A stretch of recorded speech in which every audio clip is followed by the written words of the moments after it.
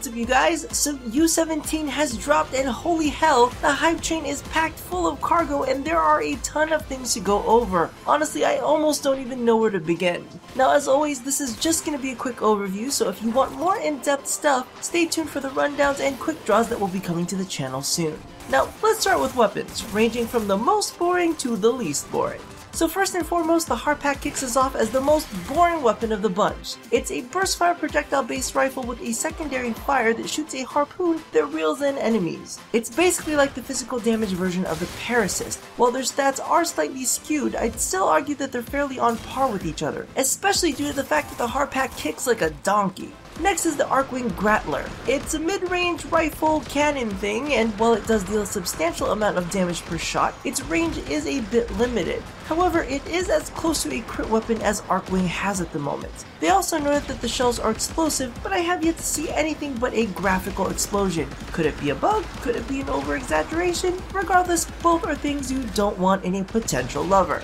Moving on to something a tad bit more interesting, while the twin Grakata are probably one of the ugliest things I've ever seen, I must say that the stats on the base weapon make for an amazing set of dual pistols. I mean, when you fire this thing off, there is more yellow there than a water sports orgy. Now, I have done some very rough number crunching, and as long as you're a good shot, this set of twins is definitely gonna get down and dirty. Next on the list is the Ack Brunt. Now I'm gonna be honest with you, while this is honestly a halfway decent crit based weapon, the real interesting part of this one is its new stance, Final Harbinger. Let me tell you right now, this is a fun one. It's highly mobile with lots of spins and swings, and most importantly, this moveset is fast as all hell. Now I'm not 100% sure exactly where the stance drops, however, I have heard that you can dig it out of your anus.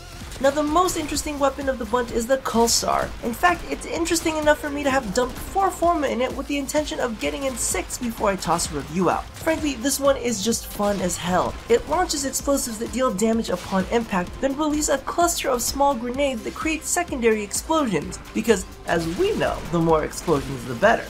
Unless of course you're like me and have gotten used to the taunt core, then you'll just fucking die all the time. Regardless, this is an awesome one for dealing with large crowds of enemies that are far, far away. With that done, let's move on to Equinox. Now again, I've got an in-depth rundown in the works, but I figured that I'd give you guys a quick overview. So her first ability allows her to swap between 2 forms, day and night, granting her speed and damage buffs when she swaps into day, and armor and shield buffs when she swaps into the night.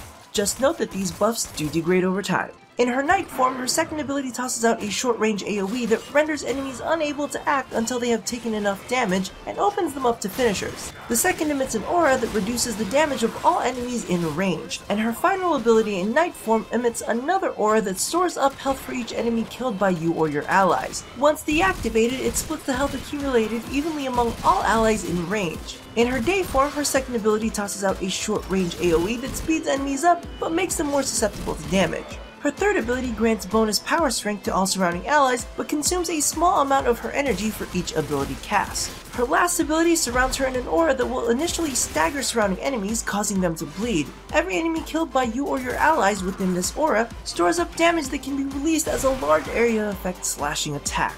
Now, my first impression is that she is pretty fucking amazing, however, each of her cycles are fairly specialized, and you'll need to do some swapping in order to maximize her play.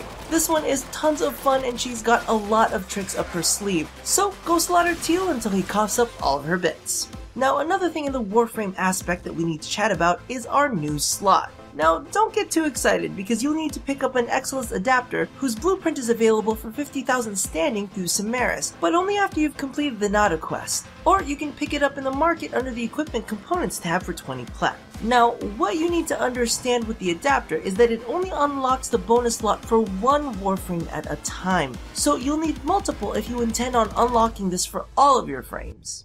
Now, there are a few last bits I want to cover. We have currently got capes galore. There's currently a 4-pack of capes available in the market, which includes the Izavra, Nalumbo, and Udyat Sayandanas, as well as the Vanquished banner. Note that you can purchase these all separately for varying prices. Personally, the Izavra is my favorite, so definitely check out its silky, sexy Sayandana-ness. Also, our Kubrow's got some fantastic customization options. You'll notice the new Arclet Jean Masking Kit, which comes with 3 new colors and a coat pattern. And on top of it, we've got 2 sets of puppy armor. We've got the Valen, which has a really awesome back piece, while the Rostam, which is my personal favorite, comes with an insane faceplate. Now, sadly you can't mix and match pieces, but regardless, there is no denying the love for a little doggy style. In addition, our puppy friends also got an upgrade to their place on our Lisette. The Incubator upgrade segment is available through the Tenno Research Lab through your clan dojo, but can also be purchased for 175 plat in the market. It reduces stasis recovery time from 3 hours down to 30 minutes. And if you so happen to want to rush the recovery, you can rush it with 10k credits instead of platinum. Kubrows will also be placed into stasis if they become mortally ill, the DNA staplers will also last twice as long, and egg incubation is reduced by a day. All in all, it's pretty fucking awesome. Now, there are still a ton of other things to cover, from the Shotgun and Lex Prime buffs, to Frost rework and the new Natha quest line, so I'm gonna end it right here so that I can start getting in real deep. Now, you all take care, and I'll see you on Uranus.